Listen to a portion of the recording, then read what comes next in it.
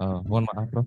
Nah, jadi saya lanjutkan. Jadi triple A di sini hampir 30-40% itu pasien akan meninggal jika sudah terjadi rupture daripada triple A. Jadi biasanya karena triple A di sini penyakitnya bersifat asimptomatis. Jadi dia tidak akan menimbulkan gejala sampai dia ukurannya membesar, menekan organ sekitar ataupun telah terjadi rupture. Makanya pada pasien-pasien dengan triple A itu sering underdiagnosis.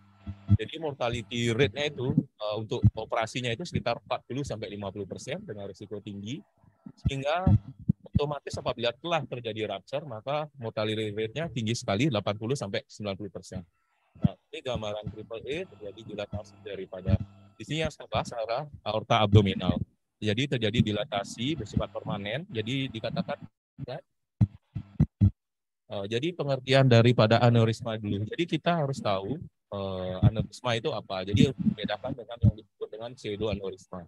Jadi kalau aneurisma itu terjadi dilatasi sekitar 50% dari diameter arteri normal. Jadi ini arteri normal dengan diameternya masing-masing dari aorta ascendant, descendant pada pria dan perempuan. Jadi dikatakan mengalami aneurisma jika terjadi pembesaran diameter lebih daripada 50% dari ukuran diameter normalnya. Di sini itu yang membedakannya adalah pseudoaneurism. Jadi pseudoaneurism itu sendiri terjadi disruption daripada wall daripada arteri. Jadi dia akan terbentuk suatu hematum. Hematum yang terbentuk akan mengakibatkan terjadinya reaksi jaringan konektif tisu membentuk suatu dinding. Dia akan terbentuk suatu dinding pseudo yang kita sebut dengan pseudoaneurism, padahal di dalamnya itu berisi hematum. Right? Nah, untuk morfologi dan lokasinya. Jadi sebelum kita tahu, ada beberapa bentuk daripada aneurisma. Yang pertama adalah yang bersifat fusiform. Jadi disebut dengan aneurisma fusiform jika terjadi pembesaran entire diameter daripada keseluruhan dinding. Jadi dia dibedakan dengan yang disebut dengan biasanya kita sebut apakah aneurismanya ini fusiform atau scapular. Sedangkan yang scapular di sini lebih bersifat localized. Jadi dia tidak mencakup keseluruhan daripada dinding lumen pada arteri yang bedaan dengan fusiform. Di sini scapular itu dibedakan lagi menjadi dua, yaitu adalah yang bersifat konsentrik dan juga esentrik. Nah, kalau esentrik berarti dia terjadi lebih lokal lagi dan meliputi hanya satu sisi dinding. Nah, jadi bentuknya seperti itu. Nah, jadi ini untuk lokasi-lokasi daripada aneurisma aorta abdominal yang paling sering adalah di aorta abdominalnya itu sekitar 30% dibandingkan aorta yang lain. Di sini dikatakan bahwa itu lebih sering mengenai pria. Jadi pria itu 2-6 kali dibandingkan perempuan dengan usia di atas 65 tahun. Nanti akan dijelaskan. Nah, ini faktor risikonya, jadi secara singkat, jadi pada intinya adalah faktor risikonya itu pada usia tua, jadi di atas 65 tahun. Kita tahu bahwa dinding pembuluh darah arteri itu mengalami degradasi, jadi dia mengalami degradasi daripada smooth muscle, apoproses daripada dinding sel, sehingga dindingnya itu semakin menipis. Itu bisa dijelaskan juga adanya beberapa matrik metaloproteinase. Jadi itu akan mengakibatkan dindingnya semakin tipis, ditambah dengan adanya hipertensi, maka akan mengakibatkan semakin dilatasi sampai dia mengalami rupture. Kemudian juga pada faktor usia biasanya karena merokok ataupun karena atherosclerosis. Jadi ada beberapa hal juga biasanya pada kasus-kasus kongenital.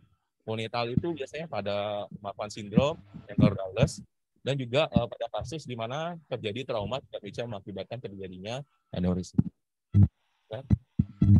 Nah, ini resikonya, jadi sudah saya jelaskan. Jadi semakin besar ukuran daripada dilatasinya dibandingkan arteri normalnya, maka resiko untuk mengalami rupture-nya semakin tinggi. Jadi apabila sudah di atas 7, maka resiko rupture dalam 12 bulan itu sekitar 30%.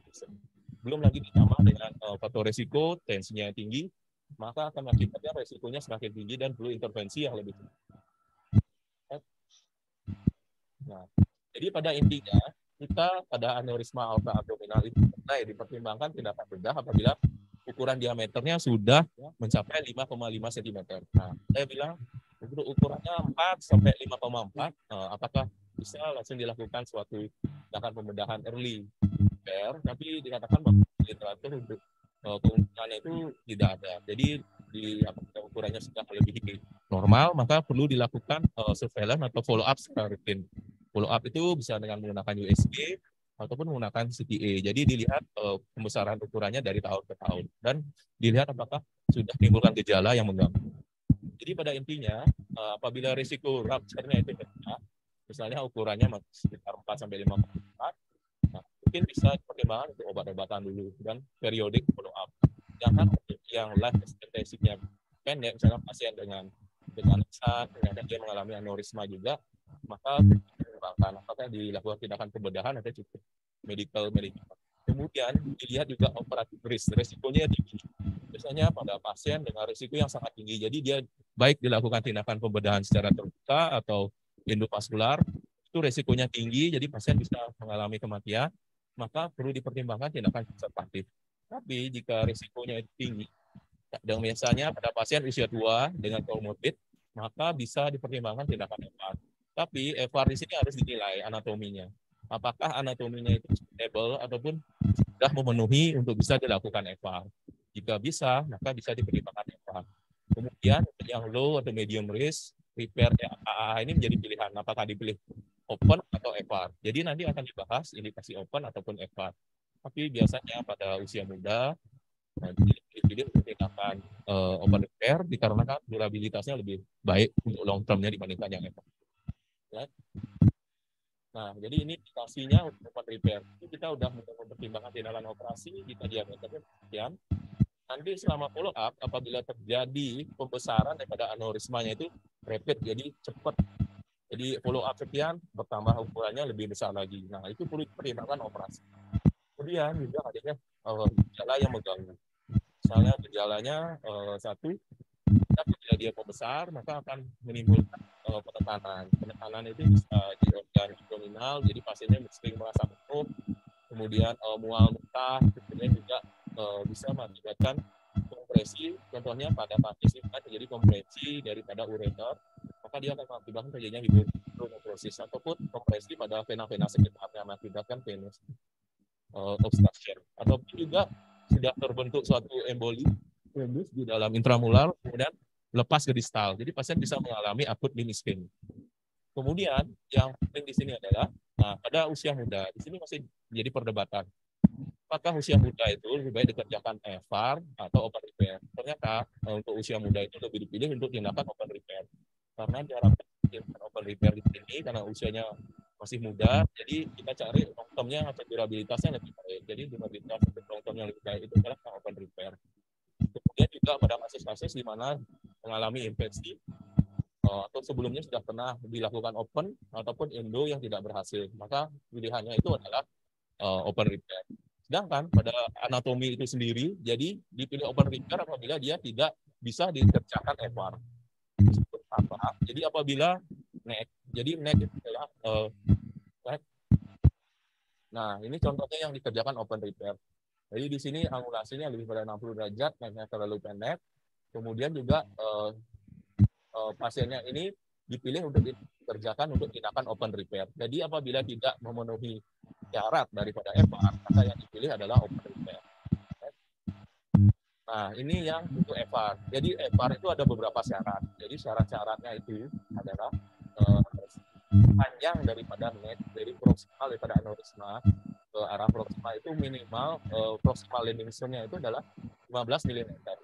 Dengan angulasi daripada neck itu adalah kurang dari 60 derajat. Kemudian kita nilai trombusnya. Apakah ada intraluminal trombus? Itu maksimal itu sekitar 2 mm tebalnya. Kemudian juga untuk distal landing zone juga itu diperhatikan. Jadi minimal untuk distal landing zone yang baik untuk mencapai ceiling baik itu dengan ukuran 15 mm. Ada beberapa pertimbangan juga. Jadi contohnya pertimbangan khusus kita akan melakukan tindakan EVAR, maka kita harus nilai juga yang penting adalah superior mesenteric artery. Jadi dipastikan bahwa superior mesenteric arterinya ini paten. Jadi diharapkan jika kita lakukan tindakan EVAR, mungkin kita akan oklusi daripada inferior mesenteric arterinya. Jadi diharapkan nanti tidak terjadi colonic ischemia. Jadi akan mengakibatkan iskemik daripada kolon postopnya. Pastikan paten. Kemudian juga apakah ada terkena arteri renalis atau tidak. Jadi dipastikan apakah kita perlu melakukan penestosis ataupun bench. Nah, ini berbagai macam graf yang digunakan pada FR. Jadi pada intinya ada 3, yaitu yang straight, kemudian ada yang ortho ini iya, jadi satu cabang, jadi dari satu garis yang dan ada yang bifurcated, jadi untuk yang straight kemudian ada cabangnya 2. Nah, ini contoh hasil yang pernah kita kerjakan. Ini aneurysma adenoidalis spesiform, jadi dia mengalami dilatasi daripada aorta abdominal. Ini dari CTA-nya ini tampak curigaan terjadinya suatu diseksi. Dan juga ini ada stenosis daripada common iliac kiri. Jadi nanti untuk tindakan FR itu tidak mutlak harus FR, tapi bisa juga dikombinasikan dengan tindakan PTA untuk melebarkan yang mengalami stenosis sehingga landing zone yang dicapai cukup.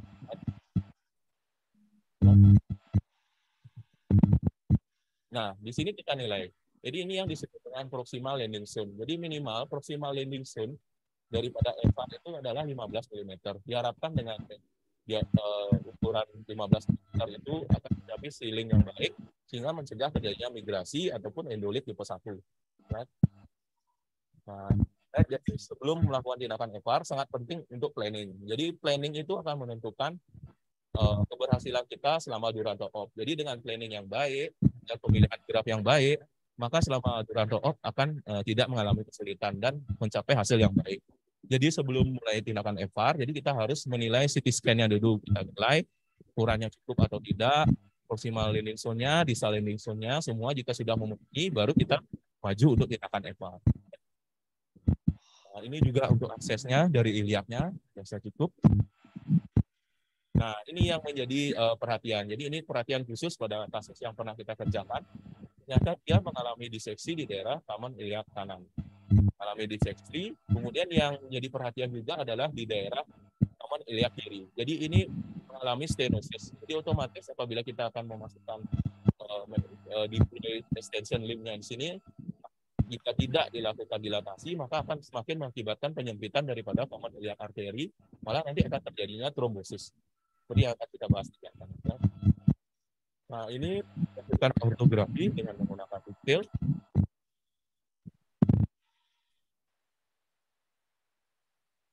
Jadi ini tampak kontras yang mengisi N daripada triple A.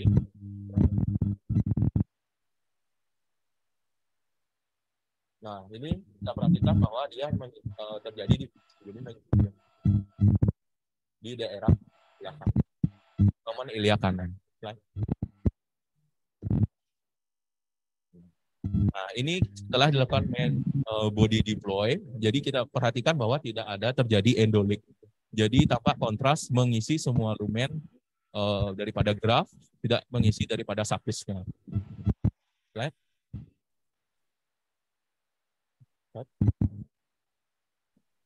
Nah, ini deploy extension limb. Jadi extension limb yang kanan ini melewati daripada lumen yang mengalami diseksi. Ini tidak tampak bahwa tidak tampak ada kontras yang mengalir ke daerah yang mengalami diseksi tadi. Nah, ini tadi jadi sebelum dilakukan deploy daripada common iliac kiri itu oleh DPJP atau operator itu dikerjakan PTA dulu. Jadi yang mengalami di daerah common iliac kiri itu dilebarkan sehingga nanti untuk deploy daripada kirinya itu tidak baik. Setelah dilakukan PTA baru dilakukan deploy daripada limb yang kiri. Nah, ini pada kasus ini juga menarik karena pada saat kita lakukan daripada seat, kita sebenarnya ini open access. Jadi open access itu harus dilakukan suatu repair daripada arteri femoral yang menjadi akses masuknya.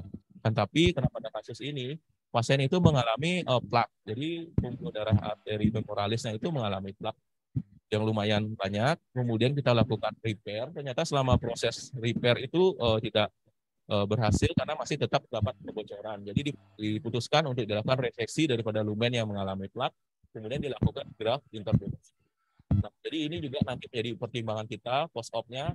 Jadi masuk profesi pemberian daripada antikoagulan post-op. Jadi pada aneurisma aortoabdominal kan high flow, ada yang aliran memberikan antikoagulan dan ada yang tidak. Nah, jadi ini berapa keuntungan dari FR? Lower blood loss, less pain, lebih sedikit masa rawat inapnya, dan juga penyembuhannya. Akan tapi dalam perjalanannya, FR ini memiliki beberapa komplikasi. Komplikasi yang sering itu biasa kita sebut dengan endolik. Jadi endolik ada tipe 1 sampai tipe 4. Kemudian juga bisa terjadinya rupture. Dan yang perlu kita perhatikan dan follow up adalah terjadinya device migration. Nah, yang kita bahas di sini adalah mengenai terjadinya oklusi daripada extension limb. Nah, jadi terjadi oklusi daripada extension limb dengan berbagai macam penyebabnya akan mengakibatkan pasien itu datang kembali dengan keluhan paling awal itu claudication intermittent, iskemik daripada ekstremitas distalnya. Ya, pasien-pasien yang mengalami oklusi daripada graft occlusion limb-nya ini perlu dilakukan suatu pre-intervensi. Dan kita bahas nanti untuk follow up-nya gimana. Nah, di sini untuk limb graft occlusion itu merupakan komplikasi yang tidak jarang. Jadi hampir sering dialami. Jadi kita penting juga menilai apakah perfusi ke distalnya baik. Jika perfusi ke distalnya itu tidak baik, kita pertimbangkan telah terjadi oklusi daripada extension limb baik yang kiri atau kanan. Nah, jadi dia dikatakan bahwa penyebab ketiga paling sering pasien datang lagi setelah dilakukan tindakan FR ke rumah sakit. Ini kita terjadi penyempitan daripada extension limb yang terjadi. Tidak ada aliran kontras ke distal, sehingga pasien akan mengalami gejala iskemik daripada kaki. Jadi pada studi di sini di People Hospital, di China, jadi dia mengevaluasi, yaitu sekitar 66 pasien yang telah disertakan FAR. Dan kriteria FAR seperti sekian. Jadi ini total dari 66 pasien, 61 pasiennya itu menggunakan bifurcated graft. Sedangkan 5 pasien menggunakan ortho uni iliac graft. Jadi total limb yang dia nilai di sini adalah sekitar 127 extension limb. Jadi ini metode yang dia kerjakan, jadi hampir sama dengan yang kita kerjakan di sini. Jadi step-stepnya sama. Tapi yang membedakan adalah graf yang dia pakai. Jadi nanti ada anatomi faktor maupun. Jadi selama di sana, jadi setelah tindakan FR, jadi dia diberikan satu antiplatelet. Kurang lebih selama 12 bulan. Jadi 6 bulan pertama diberikan plavik 75 mg, kemudian 6 bulan berikutnya pemberian aspirin 100 mg. Kemudian mereka melakukan follow up pada hari ke-10, bulan ke-3, bulan ke-6, dan bulan ke-12. Secara USG atau menggunakan CT. Apakah terjadi komplikasi atau tidak? Nah, jadi di sini pasien-pasien itu mengeluh adanya ketidaknyamanan, terutama di daerah limb ataupun abdomen. Nah, kemudian dapat pemeriksaan fisik, evaluasi limb, maupun DNA untuk menilai apakah terjadi iskemik daripada limb. Nah, jadi dari total 66 pasien, jadi ada sekitar 7 pasien yang mengalami komplikasi limb graft occlusion. Jadi di antaranya itu adalah 6 pasien dengan bifurcated, 1 pasien dengan ortho uni iliac. Jadi keluhan yang di sini itu bervariasi. Jadi ada yang muncul sangat cepat, jadi 20 hari post-FR sudah muncul gejala. Kemudian yang paling lama itu adalah 12 bulan. Itu sangat penting untuk follow up maupun surveillance pada pasien-pasien dengan post-FR untuk mengenai komplikasi. Jadi insidennya itu adalah 10,6%. Jadi beberapa manifestasi klinis, satu pasien asimptomatik, jadi dia ditemukan pada saat follow up ditemukan adanya obstruksi. Kemudian adanya akut maupun severe pada 2 pasien, claudication pada 3 pasien, dan astenia itu rasa tidak nyaman pada 2 pasien. Nah, ini yang anatomical factor. Jadi secara klinis itu secara radiologis itu kita bisa menilai kira-kira dari hasil CT itu mana pasien akan beresiko mengalami limb graft occlusion.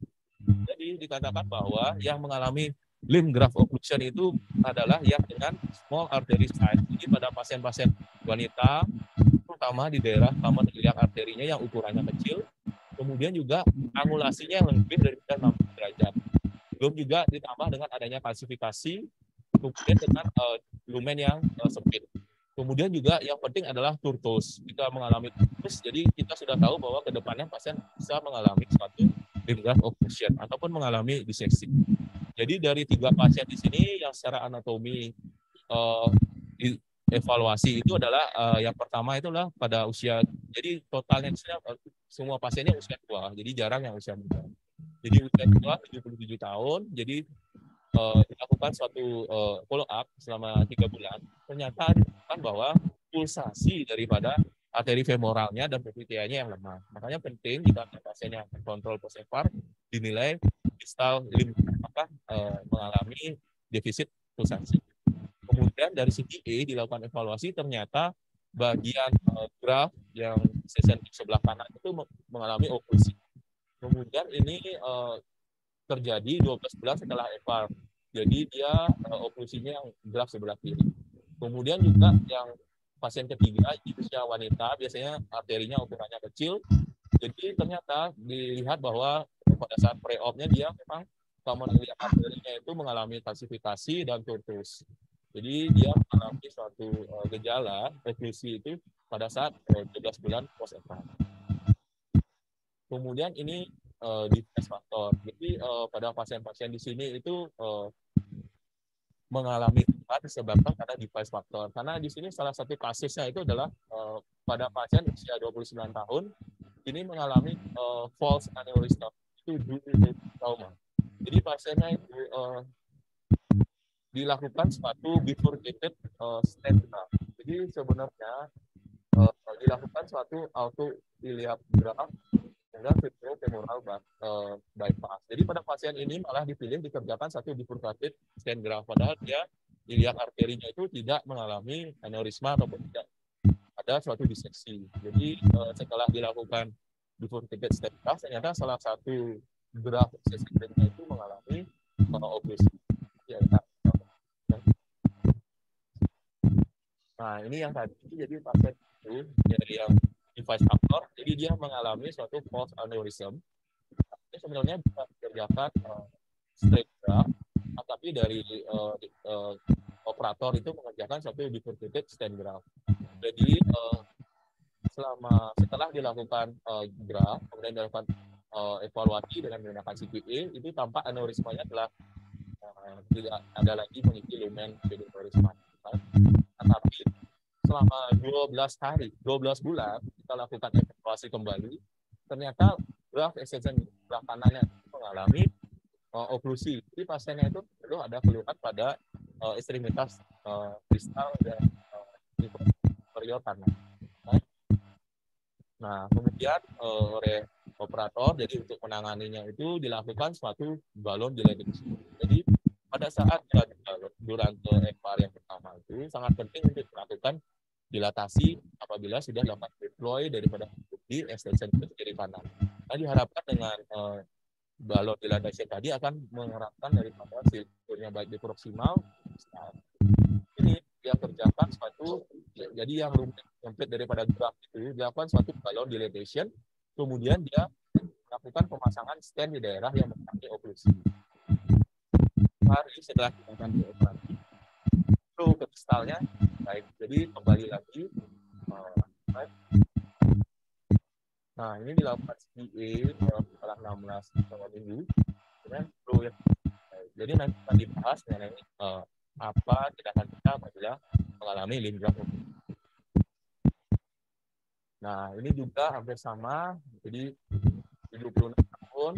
Nah, ini dia dilakukan suatu extended graft extension lift-nya. Jadi sampai ke eksternal iliac artery. Pasien itu mengalami sepsiemia setelah 20 hari post dilakukan EVAR. Gejalanya itu nyeri, pulsasinya lemah sampai pucat daripada distalnya. Setelah dievaluasi, ternyata tidak ada aliran dari extension lift sebelah kanan. Ya. Nah, ini yang menjadi topik bahasan kita. Jadi di sini, jadi faktor risiko terjadinya suatu limb graft occlusion itu disebabkan adanya angulasi dan tutus. Jadi dilakukan suatu penelitian atau jadi sekitar 504 pasien, yaitu menilai beberapa faktor risiko pasien-pasien yang mengalami limb graft occlusion. Ternyata dari berbagai macam faktor tersebut, nah, anatomi daripada common iliac artery merupakan satu faktor yang sangat dependen untuk terjadinya namanya limb. Jadi kita sangat penting untuk menilai common iliac arterinya ini, angulasinya, dan juga turkus. Karena dikatakan bahwa sekitar 10% daripada triple A ini apabila terjadi angulasi ataupun turkus daripada common iliac arterinya, maka tindakan EVAR itu dikontraindikasikan. Nah, ini berapa faktor resiko. Yang pertama itu adalah iliac anatomi, diameternya sempit, risiko mengalami limb thinking, suboptimal apposition, jadi pada letak daripada graf distalnya itu yang tidak baik. Kemudian dari faktor tenis juga bisa extreme oversizing, kemudian device related reason, misalnya karena stand-nya itu sendiri yang mengakibatkan terjadinya komplikasi. Jadi ini juga Wiss et al. Jadi dia juga menilai bahwa common iliac artery tortuosity itu mengalami komplikasi setelah EVAR. Jadi sekitar dia melakukan penelitian sekitar 217 pasien itu terjadi limb thinking ataupun trombosis daripada SSN limbnya itu sekitar 27%, memerlukan tindakan reintervensi. Nah, ini patofisiologinya. Jadi patofisiologi terjadinya suatu trombus, pembentukan trombus itu disebabkan karena pada yang bersifat aliran daripada lumen pembuluh darah ini adalah aliran yang laminer. Jadi aliran laminer di sini akan mengakibatkan tidak terbentuknya turbulensi, tidak risiko terjadinya trombus itu kecil. Akan tapi pada kasus di mana dia dari pembuluh darah yang lurus ini kemudian mengalami turkus ataupun angulasi, maka di sini dilihat bahwa daerah-daerah yang warna merah di sini kecepatannya lebih tinggi.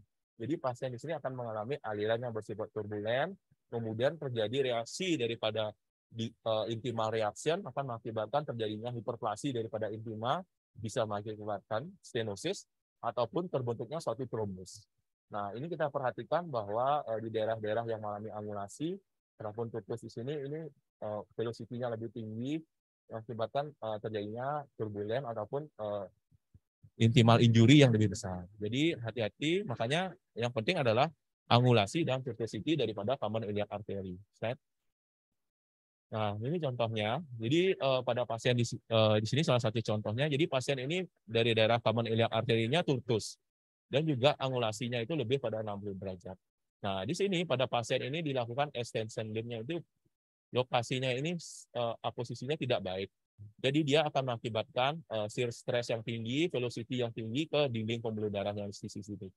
Lama-lama di sini akan mengalami intimal injury, intimal hiperplasia, sampai mengakibatkan penyempitan daripada lumen. Nah, ini perhatikan lumennya bisa menyempit apabila letak daripada graf ekstensinya tidak baik dan angulasi yang lebih pada 60 derajat dan turkus. Right? Nah, ini untuk menilai, ini sangat penting pada CTA atau planning itu kita nilai turtuosity daripada common iliacnya. Jadi selain ukuran daripada 15 mili tadi, dia turtus atau tidak, kemudian angulasinya bagaimana, dan juga perhatikan apakah ada kalsifikasi atau tidak. Jadi itu akan menentukan bahwa prognostik faktor, jadi terjadinya iliac complication baik itu thinking maupun oklusi. Right? Nah, ini yang disebut dengan instant thrombus atau stenosis. Jadi pada pasien di sini extension limbnya ini mengalami oklusi sehingga mengakibatkan adanya terbentuknya suatu trombus di dalam stent. Nah, ini untuk tindakannya itu bisa dilakukan trombektomi kalau bisa, ataupun apabila tidak bisa dilakukan tindakan secara endo, bisa lakukan open repair dengan lakukan BAF1 bypass. Nah, jadi treatmentnya itu beragam. Jadi ada beberapa pilihan untuk tindakan post EVAR itu apabila terjadi limb graft occlusion, baik itu secara endo maupun open. Jadi pada penelitian di sini dia ada yang mengerjakan trombektomi. Jadi dilakukan suatu trombektomi itu sudah cukup. Jadi alirannya baik kembali, ataupun yang kasus tadi dilakukan satu pemasangan stent. Nah, ini ada yang mengerjakan satu bypass. Jadi dilakukan satu femoral bypass ataupun extra anatomical bypass. Jadi apabila ada kasus yang tidak bisa dikerjakan trombektomi maupun pemasangan stent ternyata gagal untuk membuka SSN limbnya, perlu diperhatikan untuk dipilih tindakan secara open maupun bypass. Jadi pada kasus ini dilakukan trombektomi pada 2 kasus dan ada yang mengalami dia juga ada yang rekonstruktif juga. Jadi pada pasien-pasien tadi tidak ada yang meninggal ataupun mengalami amputasi post dilakukan satu intervensi. Jadi ini dari 7 kasus tadi, jadi ada yang mengerjakan stenting maupun bypass, ada bypass dengan dilanjutkan dengan pemberian antiplatelet. Jadi pemberian antiplatelet ini ternyata penting. Jadi untuk membuka extension lead-nya untuk menjaga tidak adanya suatu trombus di daerah extension limb yang mengakibatkan terjadinya oklusi. Ada yang cukup dengan melakukan trombektomi, ada juga dikerjakan trombektomi, angioplasi dengan balon, dan kemudian dilakukan pemasangan stent. Jadi dari kesemua kasusnya ini tetap diberikan suatu rutin antiplatelet terapi post-opnya. Jadi ini pilihan yang tadi, endovaskular, surgery, ataupun hybrid, kombinasi endo maupun open surgery, ataupun konservatif treatment dengan pemberian antiplatelet. Nah, jadi the best treatment method daripada pasien yang mengalami graft occlusion ini adalah prevensi, yaitu adalah pencegahan terjadinya oklusi. Jadi sebelum terjadinya trombus ataupun oklusi, pencegahan ini yang paling memegang peranan penting. Karena ini yang menjadi kontroversi, ada yang memberikan antiplatelet, post-FR, ada aliran yang tidak memberikan, dikarenakan dia high flow. Jadi dikatakan bahwa tidak perlu diberikan suatu antiplatelet. Tapi akan tetapi selama follow up, pasien ini ada risiko mengalami limb graft occlusion tadi. Makanya dari penelitian ini, dia menyebutkan bahwa pemberian antiplatelet ini itu sangat efektif untuk mengurangi insiden daripada oklusi. Jadi pada FR-FR yang telah dilakukan follow up rutin 3 bulan, 6 bulan, maupun 12 bulan. Diharapkan dengan pemberian antiplatelet, maka risiko mengalami oklusi maupun trombus daripada SN ini lebih rendah. Dan juga direkomendasikan pada pasien yang perempuan. Jadi pada pasien perempuan itu biasanya aortanya lebih kecil dan lebih dipilih untuk tindakan open surgery dibandingkan endo. Kemudian juga dilatasi daripada balon pada saat terakhir setelah main body deploy, extension body deploy, balon dilatation ini akan memegang peran penting untuk mencegah terjadinya kinking maupun twisting daripada graft yang sudah kita pasang. Jadi pada kasus-kasus di mana setelah kita lakukan dilatasi, ternyata aliran darahnya itu belum baik, maka kita bisa dilakukan pemasangan stenting. Jadi untuk menjaga patensi daripada extension lead-nya. Dan juga ini penelitian oleh Siwamurti, dia mengerjakan stenting. Jadi pada saat FR itu dia langsung stenting di daerah yang merisiko mengalami graft occlusion. Dikatakan bahwa itu efisien dan aman. Kemudian juga CTA yang berulang dan follow up yang baik akan membantu kita untuk mendeteksi kejadian awal daripada oklusi. Jadi FR itu harus di follow up. Itu dikatakan pada bulan pertama, bulan ke-6, dan bulan ke-12. Kemudian apabila sudah lebih pada 12 bulan, boleh 1 tahun berikutnya. Itu mengevaluasi bisa menggunakan USG, paling baik itu dengan CTA. Jadi dengan CTA kita pastikan bahwa tidak ada terjadinya suatu komplikasi. Baik itu endolit, rupture, migrasi daripada graft maupun oklusi daripada extension limb. Kemudian itu paling sering itu oklusi itu terjadi pada saat 6 bulan pertama. Kemudian juga pada kasus-kasus ini terjadi trombosis. Kemudian pada sebagian besar kasus ternyata pasien-pasien di sini compliance-nya rendah. Jadi dia tidak datang rutin untuk follow up. Jadi harusnya dia datang selama bulan pertama 6-12, tapi dia hanya datang pada bulan yang pertama saja. Setelah itu dia lost di follow up. Jadi pasiennya datang lagi setelah mengalami komplikasi. Jadi sangat penting edukasi kita kepada pasien FR harus diberitahukan bahwa follow up post FR itu penting untuk menilai apakah terjadi komplikasi atau tidak. Ini sekitar 60% oklusi terjadi pada 6 bulan pertama.